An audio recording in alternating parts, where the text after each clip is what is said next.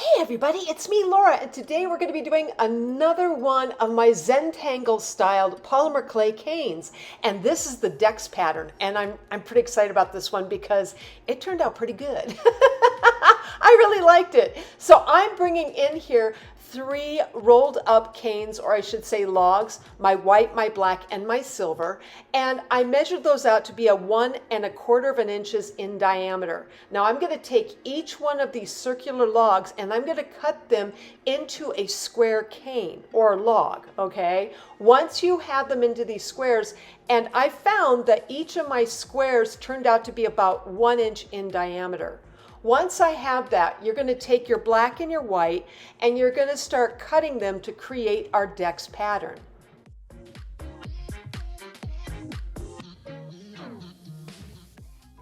Okay, now that we got our squares all kind of squared up, ha ha ha, you're going to start cutting from corner to corner on the white in diagonal. And you're going to cut each piece where you're going to have 2 triangles, and then you cut that triangle in half as well. So you'll do it with the black and the white here. Once you have this, you set this aside and you're going to go right to your silver, I want to say rolled up log. It'll be cut into a square, but the more I started looking at it, the more I realized I needed to cut it down further than just 1 inch. I had to take this thing down to 3/4 inch because it's going to be in the center. And if it's in the center, it's got to be smaller than that 1 inch diameter. So right here, I'm bringing in my sections and I'm using the longer lengths. That's what you really, really want. You're going to bring in your longer lengths. And then I'm going to roll out a little bit of my silver clay. It's going to be done on a number 1 setting because we're starting right at the beginning of this thing. And so I want to have a line because that's what my silver clay is going to be. It's going to be my line. We're going to take each section and you're going to put it right on that slant there that's been cut. All right. You're going to do that on all 4 sides. So in other words, right here, and this is very important in this cane, make sure that silver connects right into that square right in the center.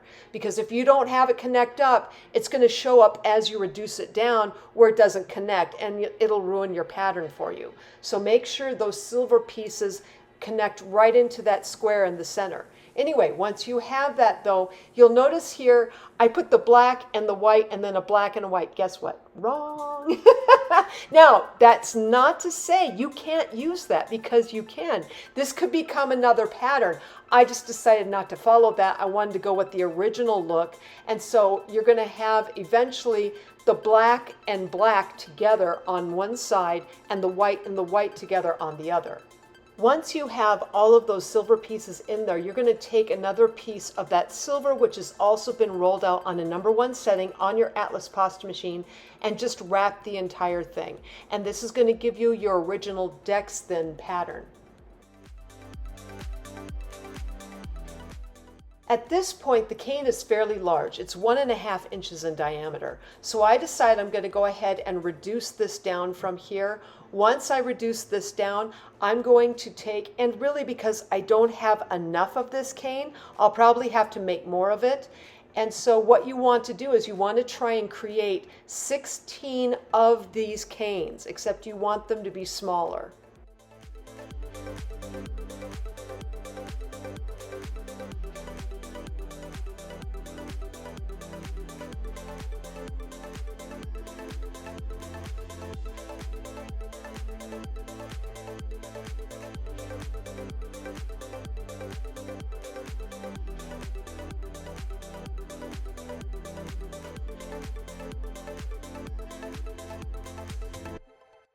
Now, in creating this cane, I decided to reduce this particular one down into 4 segments and put it together in really what turned out to be a cross pattern. And I just wanted to point this out to you guys that you can, yes, you could get the bigger pattern with the 16, but guess what? You can also get a simpler cane like this one when you just cut it down into 4 sections and put it into this cross pattern that I create.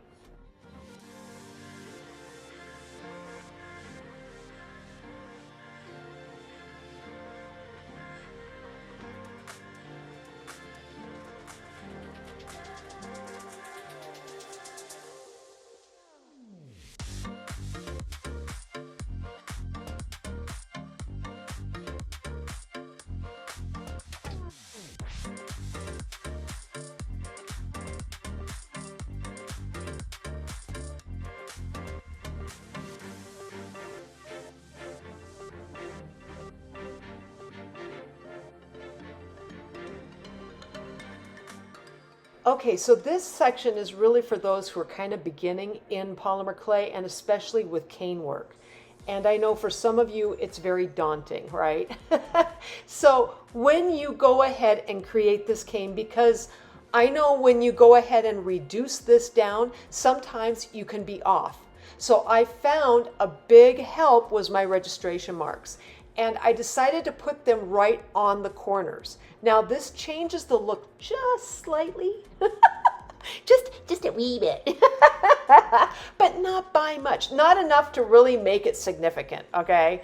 It really is just such a help. And in a lot of ways, if you stick to your black and white, gray kind of thing, especially where I've got white here as my registration marks, and notice here too, as I'm putting them on the corners, I'm flattening them out. So this way then, they're not like this big old honking, log on the corner. You want to flatten it out so it doesn't really become significant in when you go to reduce it down. You just want it there for that line to help guide you as to where the corners are on this cane from the outside, all right? So when you go to reduce it down and you're going to use your rolling pin or, your fingers where you're squeezing on all four sides with even pressure, and also the same with the rolling pin or your acrylic roller here, make sure that you have those registration marks on there. So when you go to, let's say you roll this up into a regular log. If you roll it into a regular log, it's going to be just fine because the registration marks are there to guide you. Because you can go ahead and repinch it then back into a square and you'll reform and get this particular, cane once again. Now, this all being said, I've been caning for a long, long time. And this particular cane, the first time around, I did it without the registration marks and it turned out okay. I want to say the skill I've built up over the years has helped, all right? If you're new, definitely you want the registration marks. But even as one who's been caning for a long time, this particular pattern, the second time around I did it, I put the registration marks on for me, okay? Because I needed something to guide me to know exactly where those corners were when I created this particular cane. Because even when you roll it out with your rolling pin and you keep that square, it still can go a little wonky if you're not careful. And you want to keep this a precise where you have your corners where they are and so on. All right? That's why the registration marks worked out. Now here, of course, I didn't have the registration marks and it worked out okay. But again, I want to say also the clay was a little bit harder in this case. So when I went to go to reduce it, it stayed pretty much in place. And even when I used my rolling pin, it was going to be all right. So from here, I'm going to go ahead and I'll start cutting off slices here because I want to see what kind of patterns I can get when I cut off. And of course, each of the slices I cut off, which will be 16 slices, will represent a cane. And we'll see what kind of patterns that we get in the end.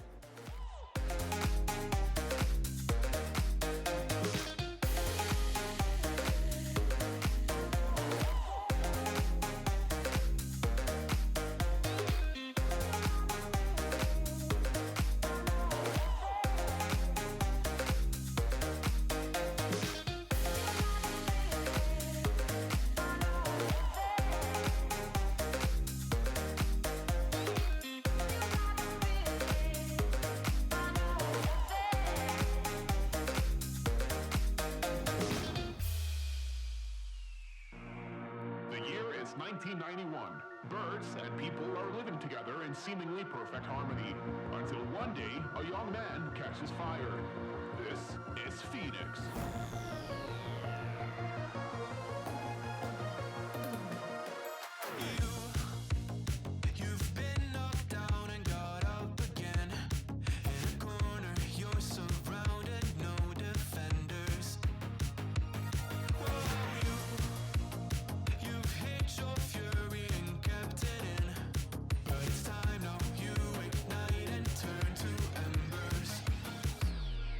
Like a phoenix, you burst in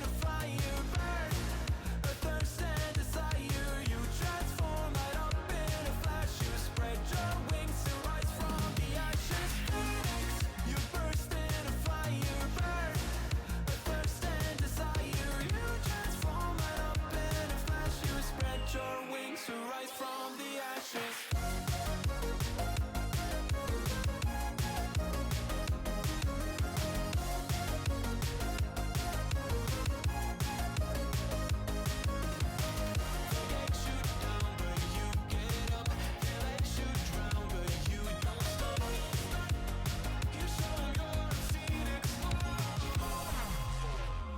ready for verse 2, electric boogaloo.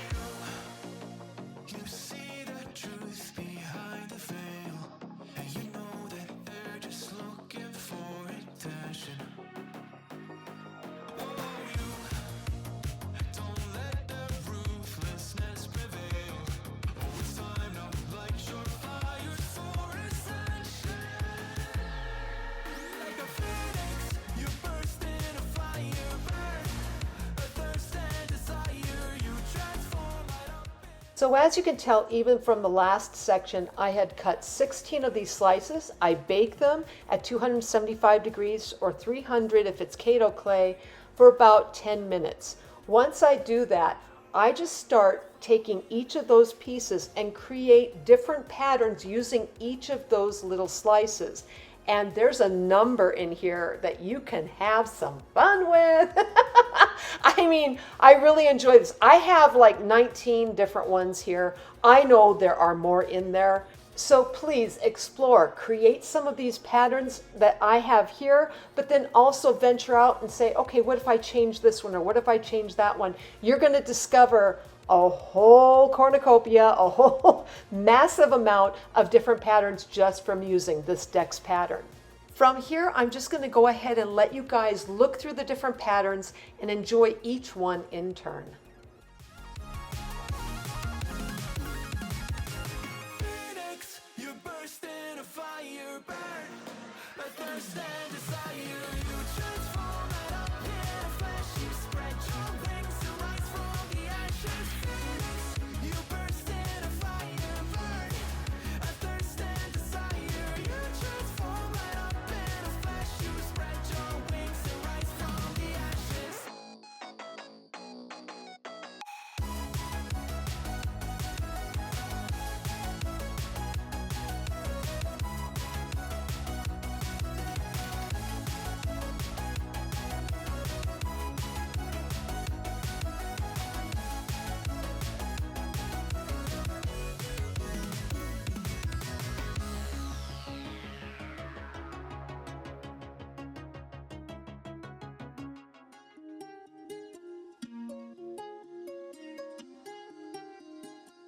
All right, so after going through all of those different patterns, I decided to pick one, and we're going to create one of those into a cane.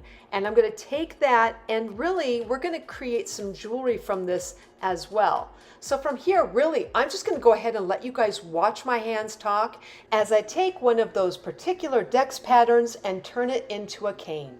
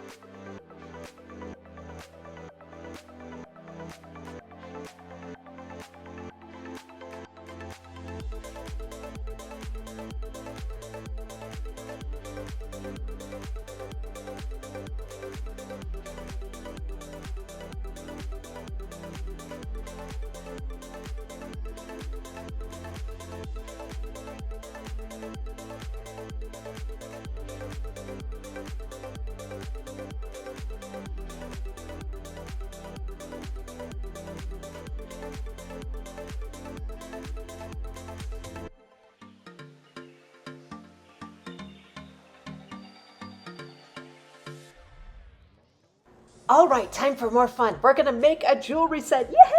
Woohoo! Anyways, I've got this cane that I've created now, and I'm gonna take slices of it, and that was a little bit off, okay? But I'm gonna try and cut as thin of a slice as I can, and I'm gonna place it down on this gray clay. Now this was actually, and just so you know, you're gonna get like a lot of odds and ends and scrap clay with the black and white pattern you do here. I kind of took the rest of the black and white pattern, the scrap, rolled it all up together, evened it out, and it was a nice gray.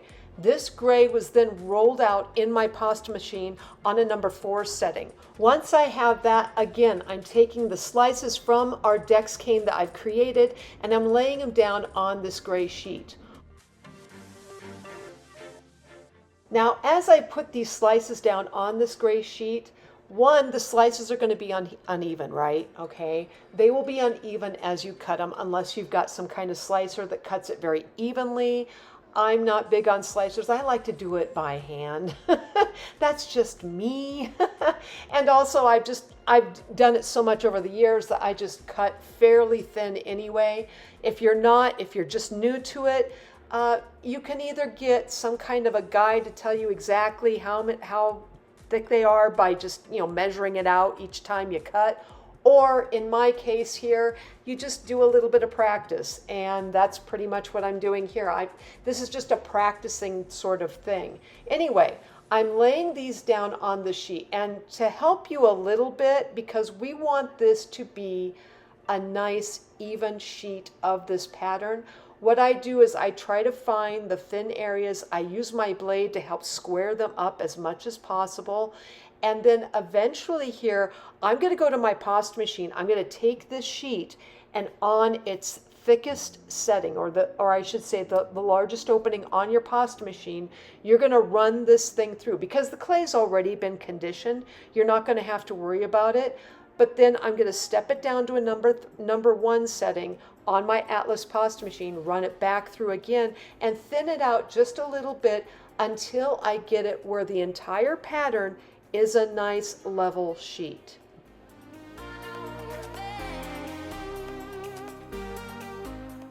Now that I have my sheet all prepared, I'm going to bring in my basic Kyoker cutters, and I'm going to go with that larger, I want to say diamond type pointed shape, okay? And we're going to go ahead and cut out some of these pieces, or I should say some of this pattern using this particular cutter. Once I have that, I'm just going to go ahead and start creating some of this jewelry. I am going to bring in a Skinner blend of red, blue, and yellow, and I'm going to turn that into a bit of a petal piece along with a little bit of my green clay to create a leaf off of it and place it into the pattern of this thing. So from here, really, I'm going to go ahead, I'm going to let you guys just watch my hands talk as I create this jewelry set and have a little bit of fun in the clay.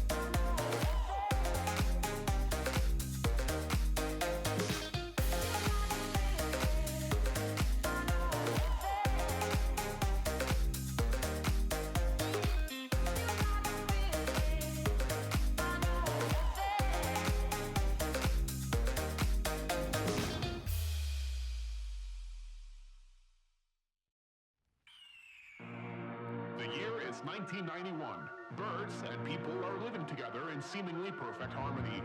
Until one day, a young man catches fire. This is Phoenix.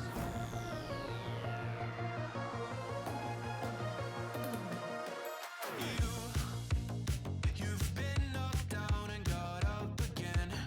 In a corner, you're surrounded, no defenders. You've hid your fury and kept it in. But it's time now, you ignite and turn to embers. Like a phoenix, you burst in a fire burn. A thirst and desire, you transform right up in a flash. You spread your wings and rise from the ashes. Phoenix, you burst in a fire burn. A thirst and desire, you transform right up in a flash. You spread your wings to rise from the ashes.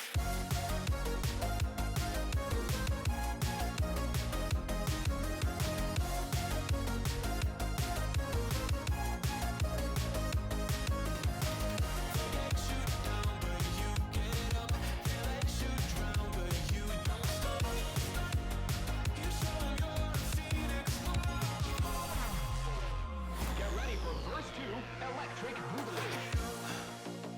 You see the truth behind the veil, and you know that they're just looking for attention. Oh, you don't let the ruthlessness prevail.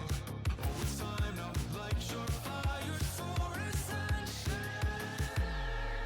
Like a phoenix, you burst in a fire burn.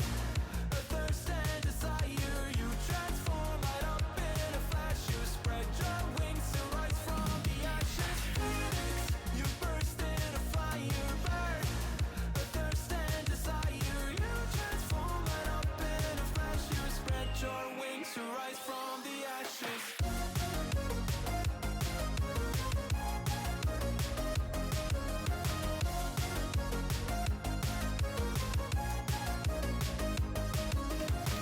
They let you down, but you get up. They let you drown, but you don't stop. You show 'em you're a phoenix.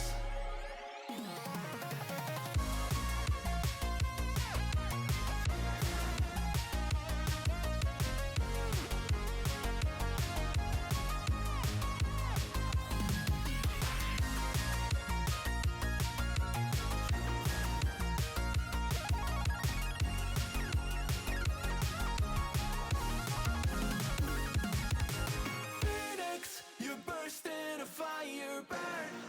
A thirst and desire, you transform right up in a flash. You spread your wings to rise from the ashes. Phoenix, you burst in a fire burn. A thirst and desire, you transform right up in a flash. You spread your wings to rise from the ashes.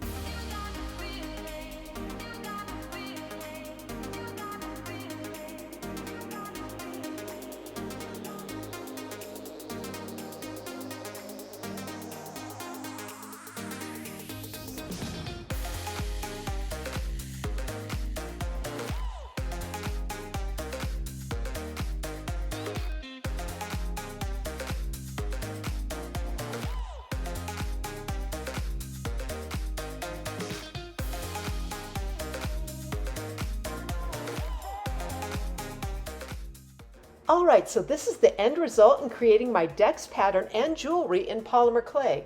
Please use this for study and reference. And if you like this video, please like, subscribe, and leave me a comment. I'm always wondering what you're thinking. Otherwise, I am sending out my biggest hugs to each of you, and I hope you have a fantastic day.